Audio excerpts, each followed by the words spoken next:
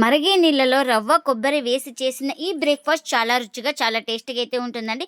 ఈ బ్రేక్‌ఫాస్ట్ చేసుకోవడానికి ఎక్కువ సమయం అయితే పట్టదు. తక్కువ సమయంలోనే చాలా ఈజీగా చేసుకోవచ్చు. అంత టేస్టీగా అయితే ఉంటాయి. ఇంట్లో వాళ్ళందరికీ నచ్చుతాయి. అంత బాగుంటాయండి. ఇంకెందుకు ఫ్రెండ్స్ ఆలస్యం, ఎలా చేయాలో ఏంటో అనేది వీడియోలోకైతే వెళ్ళిపోయి చూద్దామా మరి? ఇక ముందుగా స్టవ్ అయితే ఆన్ చేసుకొని, ఒక కడాయి పెట్టేసుకొని, అందులోకి ఒక 2 కప్పుల దాకా వాటర్‌నైతే వేసుకోవాలి. ఇంకా మనకు ఈ వాటర్ అయితే కొంచెం బాయిల్ అవ్వాలి. మనకు ఇలా వాటర్ బాయిల్ అవుతుండగా ఇప్పుడు ఒక స్పూన్ ఆయిల్ ఇందులోకి, అలాగే ఒక హాఫ్ టీ స్పూన్ దాకా జీలకర్రను కూడా వేసుకోవాలి. రుచికి తగినంత సాల్ట్, ఇంకా ఇవన్నీ వేసుకొని ఒకసారి మొత్తం ఇలా బాగా కలిపేసుకుందాం. మనం ఏ కప్తో వాటర్ అయితే తీసుకున్నామో ఆ కప్పుతో ఒక కప్పు బొంబాయి రవ్వ అయితే వేసుకోవాలి. అదే ఉప్మా రవ్వ, సోజీ రవ్వ అంటారు కదండి, ఆ రవ్వను వేసుకొని ఎక్కడ ఉండలు లేకుండా బాగా కలిపేసుకోవాలి. ఇలా కలుపుతూ 1 నిమిషం పాటు మనం బాగా ఉడికించుకోవాలి. ఇంకా ఇలా 1 నిమిషం తర్వాత ఇందులోకి మనం కొబ్బరి తురుము అయితే ఒక పావు కప్పు దాకా అయితే వేసుకోవాలి. ఇంకా కొబ్బరి తురుము వేసుకున్న తర్వాత ఒకసారి మొత్తం ఇలా బాగా కలిపేసుకుందాం. ఇలా మొత్తం కొబ్బరి వేసుకున్నాక బాగా కలిపేసుకున్న తర్వాత ఇందులోకి ఒక పావు కప్పు పిండి అయితే వేసుకోవాలి. మనం గోధుమ పిండి కానీ మైదా పిండి కానీ ఏదైనా వేసుకోవచ్చండి. ఇంకా పిండిని కూడా వేసి ఒకసారి మొత్తం ఇలా బాగా కలిపేసుకోవాలి, బాగా కలిసిపోయే వరకు. ఇంకా మనం పిండి వేసుకొని మొత్తం ఇలా బాగా కలిపేసుకున్నాం కదా. ఈ ప్రాసెస్ అంతా ఒక 2 నుంచి 3 నిమిషాలు అయితే టైం అయితే పడుతుంది. ఇంకా ఇప్పుడు మొత్తం ఇలా బాగా కలిపేసుకొని స్టవ్ అయితే ఆఫ్ చేసుకొని ఇంకా మనం ప్లేట్ అయితే పెట్టేసుకోవాలి. మూత పెట్టేసుకొని కాస్త చల్లారనివ్వాలి. ఇంకా కాస్త చల్లారిన తర్వాత అయితే ఒక ప్లేట్లోకి అయితే తీసుకున్నాను. ఇప్పుడు ఇందులోకి ఒక స్పూన్ ఆయిల్ అయితే వేసుకొని ఇలా మొత్తం బాగా కలిపేసుకోవాలి. మనకు చపాతీ పిండి ఎలా ఉంటుందో సాఫ్ట్ వచ్చే వరకు ఇలా బాగా ప్రెస్ చేసుకుంటూ బాగా కలిపేసుకోవాలి. ఇంకా ఇలా పిండిని 1 నిమిషం పాటు సాఫ్ట్గా తడిపేసుకోవాలి. ఇక్కడ చూపిస్తున్నాను కదా, ఈ విధంగా అయితే సాఫ్ట్గా ఉండాలి. మనం ఏ దానిపైన చేస్తున్నామో దానికి కొంచెం ఆయిల్ అయితే అప్లై చేసుకోవాలి. ఎందుకంటే మనం రుద్దేటప్పుడు అతుక్కుంటుందనేసి ఇక్కడ నేను ఆయిల్ అయితే కాస్త అప్లై అయితే చేస్తున్నాను. ఇంకా మనం ముందుగానే రెడీ చేసి పెట్టేసుకున్నాం కదా, ఈ పిండి ముద్దను తీసుకొని ఇలా లైట్గా ప్రెస్ చేసుకోవాలి. ఫస్ట్ ఇక్కడ క్రాక్స్ లేకుండా ఇంకా కొంచెం కర్రకి ఆయిల్ అయితే అప్లై చేసుకొని ఇలా రుద్దుకోవాలి. కొంచెం మనకు థిక్నెస్ ఉండాలి, ఎక్కువ పల్చాగా ఉండకూడదు. ఇక్కడ చూపిస్తున్నాను కదా, ఈ విధంగా రుద్దుకోవాలి. ఇంకా ఇలా రుద్దేసుకున్న తర్వాత మన ఇంట్లో ఇలాంటి ప్లేట్ కానీ కప్స్ కానీ ఉంటాయి కదా, ఇంకా ఇప్పుడు ఇలా షేప్ అయితే కట్ చేసుకోవాలి. ఇలా క్యాప్ పెట్టేసుకొని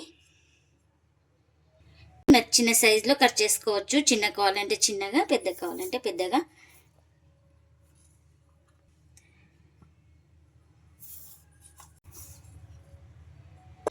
ఇంకా ఇలా ఎక్స్ట్రా పిండిని అంతా తీసుకోవాలి.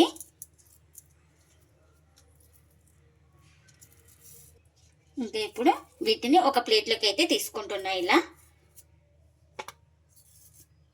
అన్నీ ఇలా రెడీ చేసి పెట్టేసుకుంటే మనకు కాల్చడానికి ఈజీగా అయిపోతుంది.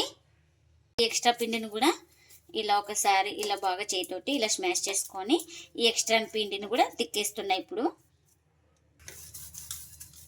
ఇంకా ఇప్పుడు ఈ ఎక్స్ట్రా పిండిని కూడా రుద్దుకుంటున్నా.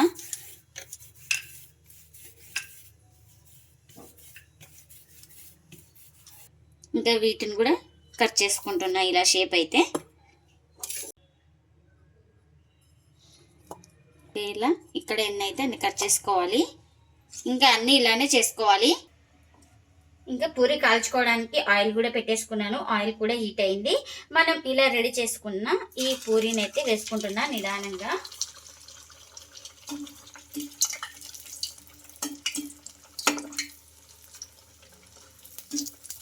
ఇంకా పైన కొంచెం ఇలా హాట్ ఆయిల్ అయితే వేసుకోవాలి. ఇంకొక సైడ్ కాలిన తర్వాత ఈ పూరి అనేది మరోవైపు అయితే ఇలా టర్న్ చేసుకొని కాస్త గోల్డెన్ కలర్ వచ్చే వరకు అయితే ఫ్రై చేసుకోవాలి. ఎందుకంటే కాస్త థిక్నెస్గానే కట్ చేసుకున్నాం కాబట్టి మనము కాస్త బాగా అటు ఇటు తిప్పుకుంటూ గోల్డెన్ కలర్ వచ్చే వరకు అయితే ఫ్రై చేసుకోవాలి ఈ పూరిని అయితే మనం. చూడండి పూరి అయితే మనకు ఎలా పొంగుతుందో.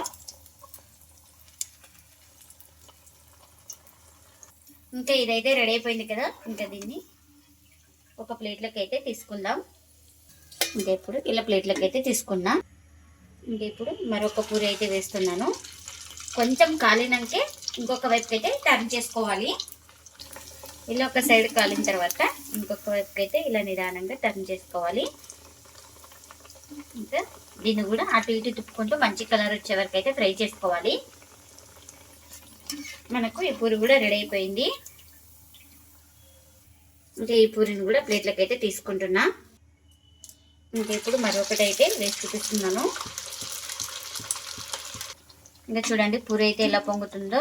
ఇంకా దీన్ని కూడా అటు ఇటు తిప్పుకుంటూ రెండు వైపులా బాగా కాల్చుకోవాలి. ఇంకా అన్నీ ఇలానే కాల్చుకోవాలి.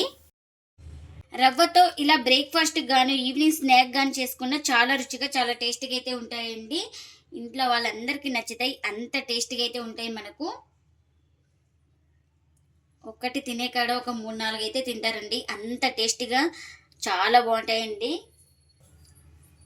ఇంకా నేను ఇక్కడ వచ్చేసి శనగలు అయితే చేసుకున్నాను కర్రీని. ఇంకా దీన్ని సర్వ్ అయితే చేస్తున్నాను. చూడండి చూపిస్తాను మీకు. ఈ పూరి అయితే చాలా టేస్టీగా అయితే ఉంటుంది. చూడండి ఎంత బాగుందో. లోపల ఎక్కడ పిండి అయితే లేదు. బాగా కాల్చుకోవాలండి, మంటను అడ్జస్ట్ చేసుకుంటూ. అప్పుడే మనకు లోపల దాకా బాగా కాలుతుంది. రవ్వతో ఇలా ట్రై చేసి మీకు ఎలా వచ్చిందో కామెంట్ అయితే చేయండి ఫ్రెండ్స్. ఇదండి ఇవాల్టి వీడియో. ఈ వీడియో కనుక నచ్చితే ప్లీజ్ లైక్ చేయండి, షేర్ చేయండి, కామెంట్ చేయండి. అలాగే లైక్ చేసి సపోర్ట్ చేయండి friends. Thanks for watching. Bye bye.